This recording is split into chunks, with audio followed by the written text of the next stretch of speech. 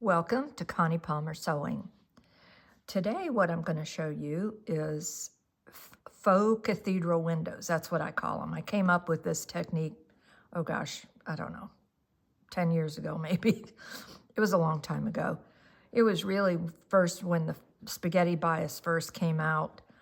I kind of thought different ways that I could possibly use the spaghetti bias. Farmhouse Fabrics is the first one that had the spaghetti bias, and we looked at it and said, okay, now what are we going to do with it?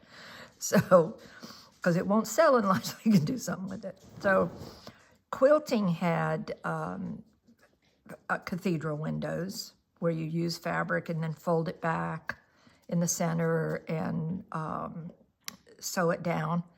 And then we came up with, well, someone came up, wasn't me, came up with the idea of cathedral windows for heirloom sewing, so you could have like a little peekaboo. But both of those basically were straight. I couldn't use it much in heirloom sewing because I couldn't curve it, and I wanted to be able to move it around and have it a little more fluid. So that's why I came up with this. But I'm going to show you two different ways today. One is how to do it with just another fabric, so it's like an applique. And you could, match up your spaghetti bias with your fabric inside or have it different colors. It's great for pillowcases around the bottom of a skirt, across a bodice, down the front of a jacket, anything that you could possibly want to do. And then this one, of course, would be more for heirloom with lace inside. And so it has like a peekaboo effect, so you can actually see through it. So I'm going to start with the fabric one, and we'll go over it's not the fabric one, this is the fabric one. We'll go over the different steps. Now, first we'll talk about spaghetti bias. Spaghetti bias has a right and wrong side. It really, you can't tell it, but the wrong side will have a little seam down the back because it's actually a bias tube that's been turned right side out. So both sides would be right side fabric. Just remember to look as you're looking that one side has a seam, and that's going to be your wrong side. Okay. The other thing that you want to do is find your foot that's good for, that you would use for a satin stitch or something like that. And that's a foot that has more of a space in the center. Like your regular sewing foot is flat all the way across. This one, I think you can see, has a little space in between.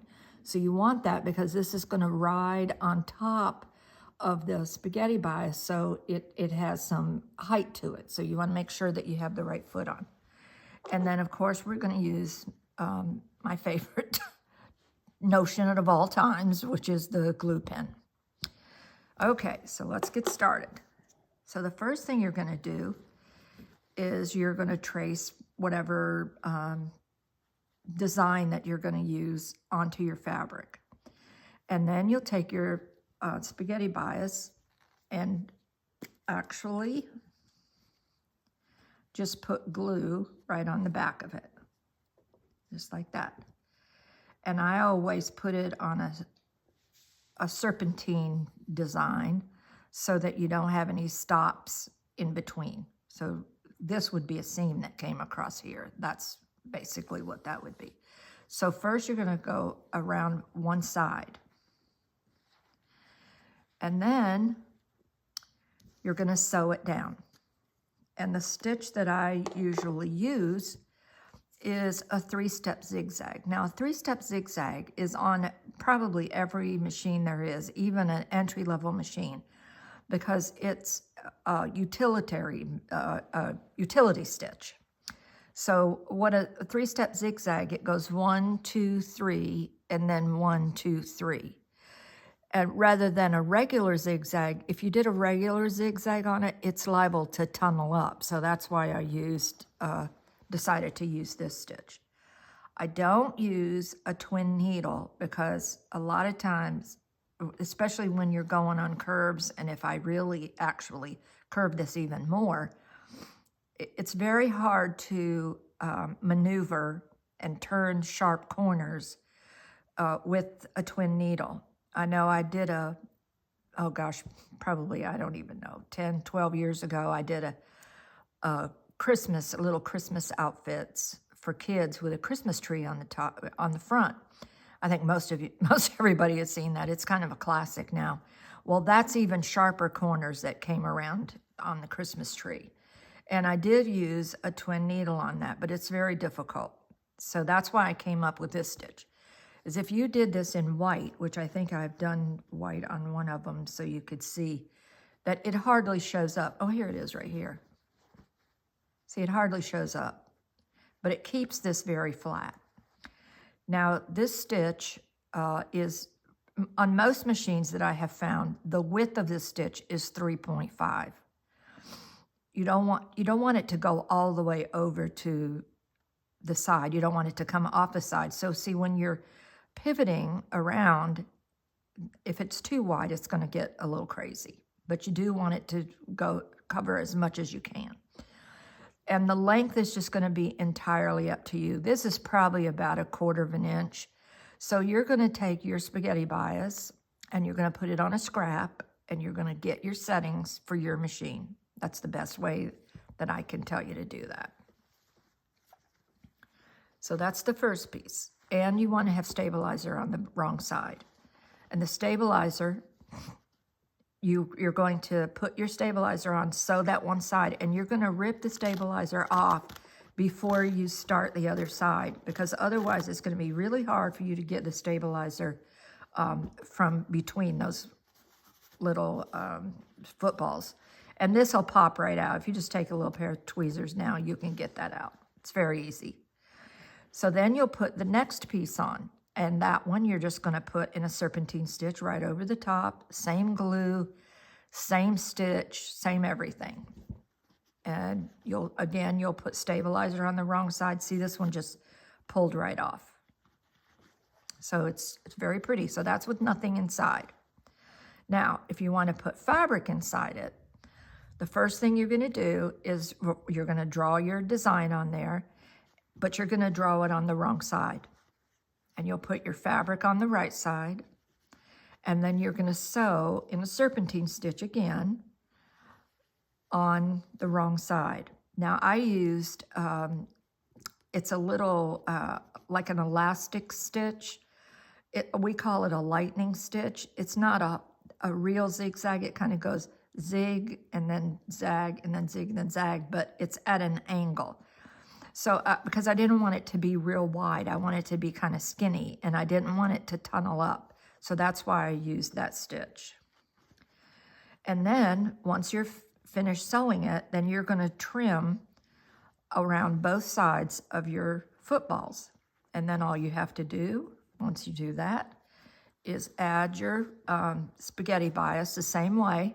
You're going to put it on one side and then sew it and then put it on the other side.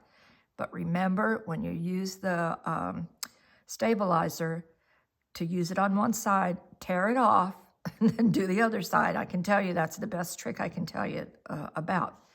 And if you do it once, you won't do it again. But you want to have a real lightweight tearaway stabilizer. So now I'm going to show you how to do the ones with the lace, and it's very similar. You just have one extra step. So this time, and I just used a piece of wide edge lace. If you have yardage of lace or you have netting, I have used netting before, netting that comes by the yard, and I have used that before. I've even marked it where the footballs are, and I've done an embroidery on the inside. So, you can dress it up however you want to. So again, you're going to start on the wrong side, just like we did when we added the fabric. You're going to do your little lightning stitch around. You'll turn it over, and then you're going to trim the lace from around the outside, so nobody will even know that edge lace was on there.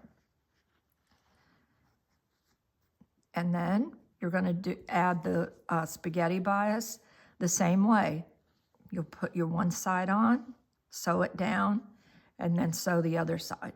Now, I want you to look at this, because while I was doing it, I thought, you know what? I don't know why I couldn't just sew it down with, sometimes I find things at the oddest time. So just this one little piece right here is sewn like that.